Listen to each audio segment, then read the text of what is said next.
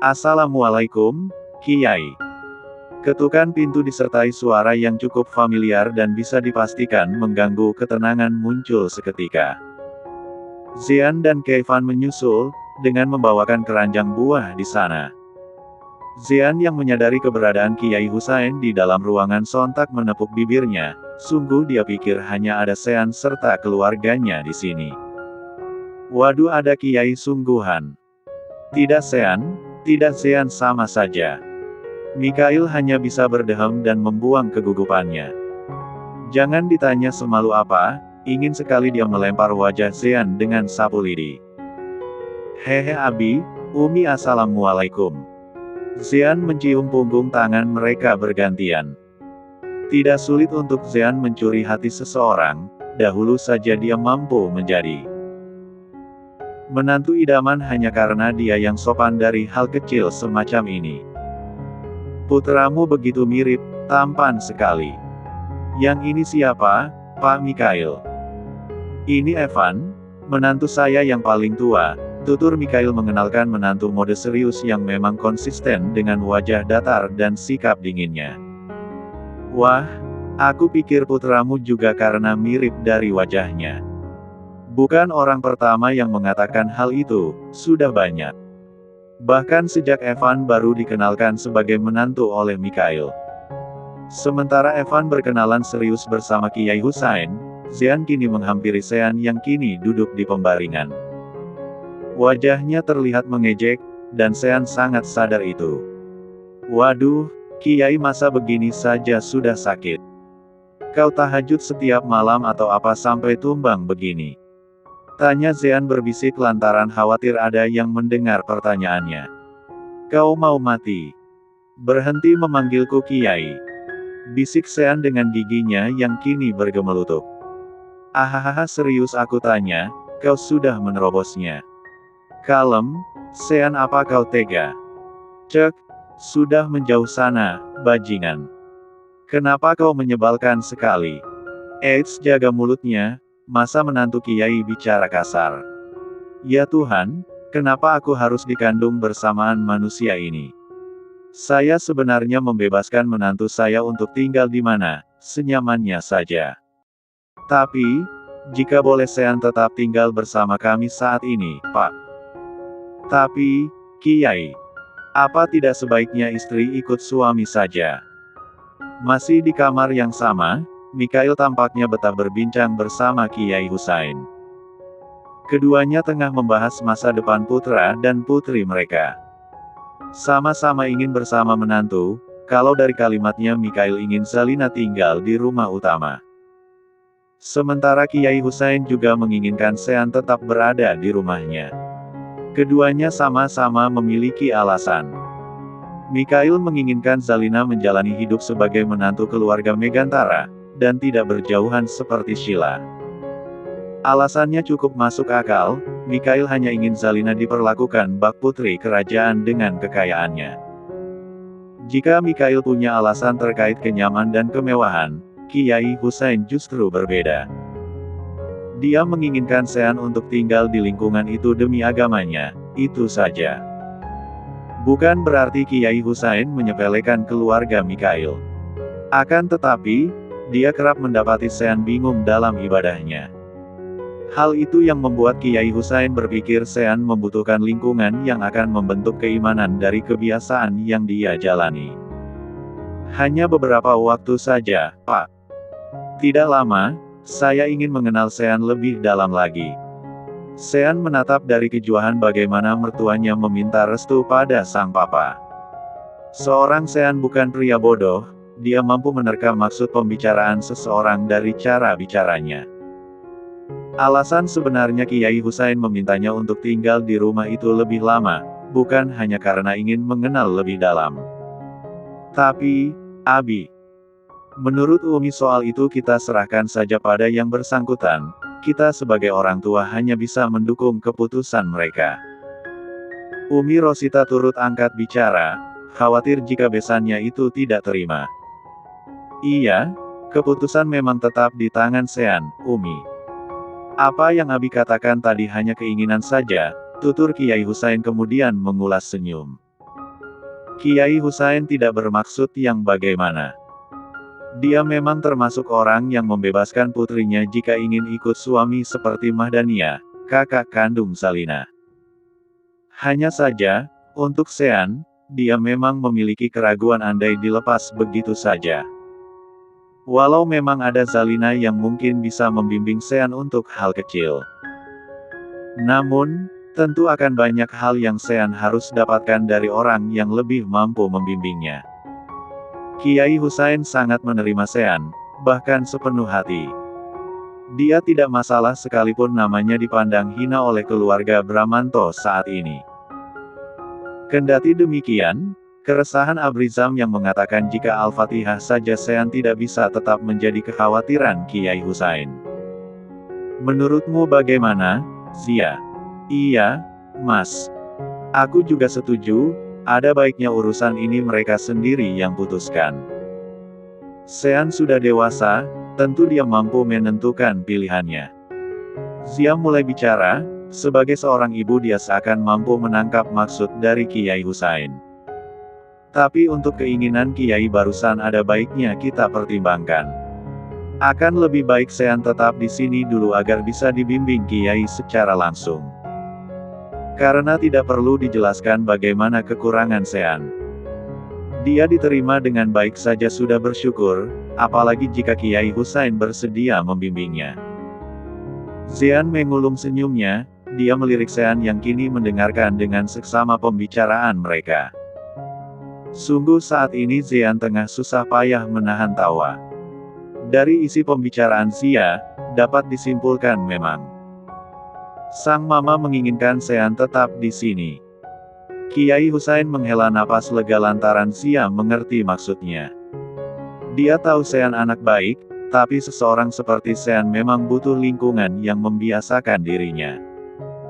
Hanya sementara, Kiai Husain tidak bermaksud meminta Sean tinggal selamanya di sana. Cukup lama mereka berunding, Evan sebagai penengah menyaksikan pembicaraan mereka. Baru kali ini dia melihat mertuanya sabar dan bicara begitu lembut, berbeda sekali dengan dia sehari-hari. Baiklah, Kiai. Jika begitu saya percayakan putra saya untuk sementara waktu. Saya akui Sean memang benar-benar keras kepala, tenggorokan saya kadang sakit mengingatkannya salat Isya. Mungkin dengan tinggal di rumah Kiai, putra saya akan berubah menjadi lebih baik. Mikhail akhirnya mengalah, setelah dia pikir-pikir memang benar Sean butuh bekal.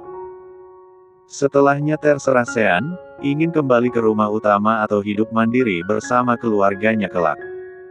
Alhamdulillah, terima kasih atas kepercayaannya. Kepercayaan. Sean melongo mendengar kesepakatan mereka.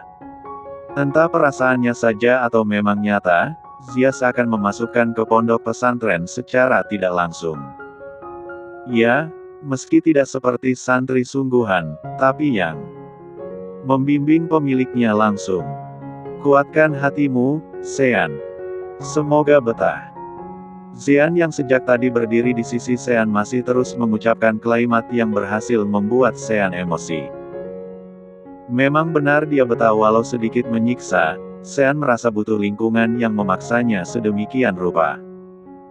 Hanya saja, Sean yang sejak tadi mengejeknya membuat pria itu ingin menghantamnya dengan bogem mentah. Malam harinya, Sean dan Zalina kembali hanya berdua saja. Sementara keluarganya menyempatkan diri lebih dulu menuju kediaman Kiai Husain. Mereka akan bermalam di sana, sayang sekali saat ini Sean belum diizinkan pulang. Kau tidak lelah duduk di sana? Tanya Sean yang kini tiba-tiba bergeser menyisakan sedikit ruang di tempat tidurnya. Tidak, Mas, jawab Zalina seraya mengulas senyum teduh yang tidak pernah berubah. Setiap bicara dia akan tersenyum semacam itu, sesuatu yang membuat Sean ingin menggigitnya. Naiklah, sudah larut. Kau mau sampai kapan duduk begitu? Hah? Zalina tidak salah dengar, Sean memang memintanya naik ke tempat tidur itu. Cepat, Zalina. Muat berdua, tubuhmu tidak sebesar itu. Sean kembali menepuk sisi tempat tidur yang masih kosong di sebelahnya. Entah karena desakan Sean yang sedikit menekan kalimatnya atau kenapa, Zalina perlahan mengikuti keinginan Sean. "Tidurlah, matamu tinggal segaris," ucapnya kemudian tepat di telinga Zalina. Mereka belum pernah sedekat ini, sekalipun tidur bersama masih berjarak. Kini, keduanya tidak berbatas, bahkan deru napas Sean dapat Zalina dengar dengan jelas. "Zalina?" tanya Sean lembut usai menarik selimut yang menyelimuti sebagian tubuh mereka. "Iya? Ada apa, Mas? Kau gugup?" masih ditanya. "Jelas saja iya." Zalina menarik napas dalam-dalam sebelum menjawabnya. Seumur hidup Sean adalah satu-satunya pria yang berbagi tempat tidur dengannya. Terlebih lagi, saat ini mereka sama sekali tidak berjarak. "Zalina, aku menunggu jawabanmu." Menurut sepengetahuan Sean, tidak semua orang bisa menciptakan perasaan itu andai tidak berpengaruh apa-apa. Dia hanya penasaran, apa Zalina segugup itu berada di dekatnya. Apalagi saat ini, Sean sengaja memperbaiki posisinya hingga membuat Sean semakin menggila ingin memeluknya dari belakang. "Iya, aku gugup, Mas. Kita tidak pernah sedekat ini." Suaranya terdengar pelan, sedikit bergetar dan hal itu membuat Sean berseru yes dalam benaknya. Dia tidak sendiri, perasaan Sean tidak bertepuk sebelah tangan. Zalina memang gugup, sama seperti dia yang sejak awal istrinya berbaring di sana sudah kacau tak karu-karuan.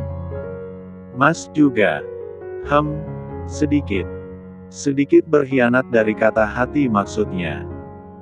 Padahal saat ini Sean tengah berperang dengan detak jantung yang bahkan lebih cepat dari biasanya.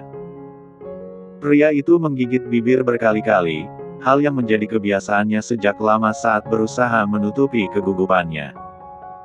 "Mama cantik ya," ucapnya mengalihkan pembicaraan segera, khawatir jika semakin kentara. Sebelumnya mungkin Zalina mengantuk, tapi setelah berada di sisi Sean kantuknya menghilang seketika tergantikan dengan perasaan yang tidak bisa dia ungkapkan begini. "Iya, beliau sangat cantik. Kau juga sama cantiknya." Zalina tersenyum simpul mendengar jawaban Sean. Selama di rumah sakit dan berdua saja tampaknya Sean mulai memperlihatkan sikap hangat yang kerap tak terduga oleh Zalina. Apa mungkin karena lebih bebas? Entahlah, saat ini Zalina tengah menerka bagaimana perasaan Sean sebenarnya. Baru saja sedikit lebih, mata Zalina kini dibuat membola kala Sean melingkarkan tangan di perutnya. Dia menatap tangan Sean dengan infus yang masih menancap di punggung tangannya. "Mas, tangannya." Selain terkejut tangan itu melingkar di perutnya. Wanita itu juga khawatir lantaran infus yang melekat di punggung tangan Sean. "Pegal, Zalina. Numpang sebentar, boleh, kan boleh?" "Iya, Mas. Boleh." Debaran jantung Zalina semakin tidak karuan. Tubuhnya yang bergetar dapat Sean rasakan. Wanita ini memang benar-benar berbeda, meski tidak ada balasan ataupun sentuhan yang Zalina berikan tetap saja ada sesuatu yang menarik diri Sean untuk mendekapnya lebih erat. "Tidurlah, selamat malam," ucapnya yang kemudian mengecup kepala sang istri sekilas. Tanpa dia rencanakan, tapi sudah terjadi dan Zalina tidak mempermasalahkan itu sepertinya. Arnold Matupve Zalina memang benar-benar candu bagi Sean. Meski T3 engkuk lehernya tertutup, arom empatnya saja membuat Sean berani berkesimpulan jika wanita ini sangat-sangat S3-ksi. Niat hati mengajak istrinya tidur di ranjang yang sama agar bisa tidur lebih awal.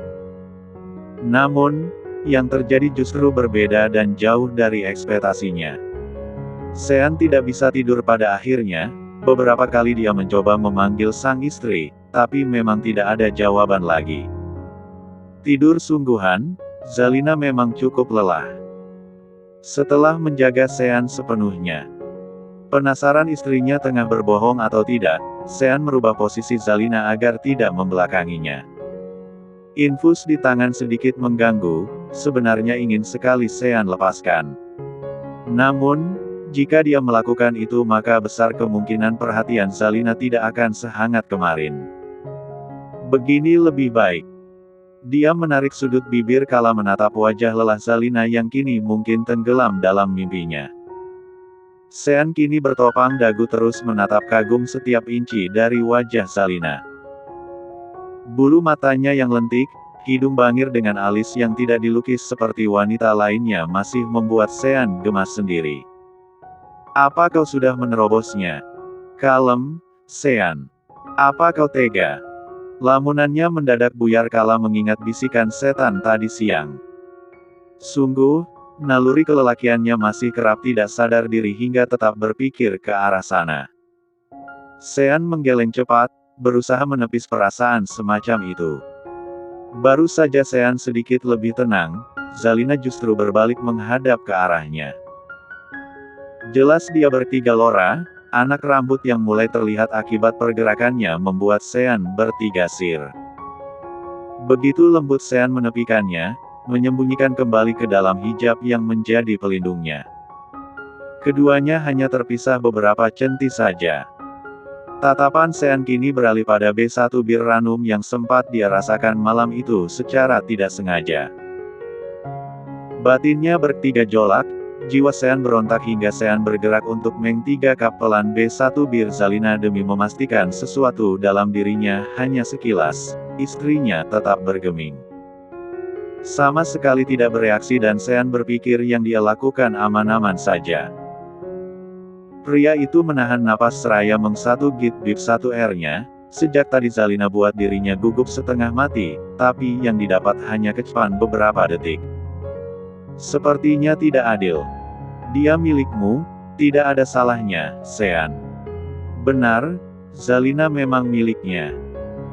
Pikiran Sean berkecamuk, tuduhan keji dan juga wajah menyebalkan Irham siang itu membuat Sean mengkhianati janjinya pada Zalina kala itu. Jika sebelumnya hanya meng-3 kap pelan, kini Sean benar-benar melfem 4 bibir ranum sang istri penuh perasaan. Tanpa balasan, Sean tetap lakukan dan memempatinkan lead 4-nya, bahkan sengaja memberikan gig 1 tan kecil di bib 1 R-nya demi membuat Zalina menyadari apa yang dia lakukan. Sesuai kehendak, istrinya mungkin merasakan sesak dan perasaan aneh di bibirnya. Zalina membuka mata perlahan, tangannya spontan menepuk dada Sean beberapa kali hingga pria itu berhenti sejenak. Mas sedang apa? Ah, apa terlalu berasa? Aku menciummu barusan, jawabnya santai sembari tersenyum tipis seraya mengusap pelan B1 bir Zalina yang basah dengan jempolnya. Apa artinya dia akan menyentuhku juga? Yang benar saja. Jika memang mau kenapa tidak sewaktu di rumah?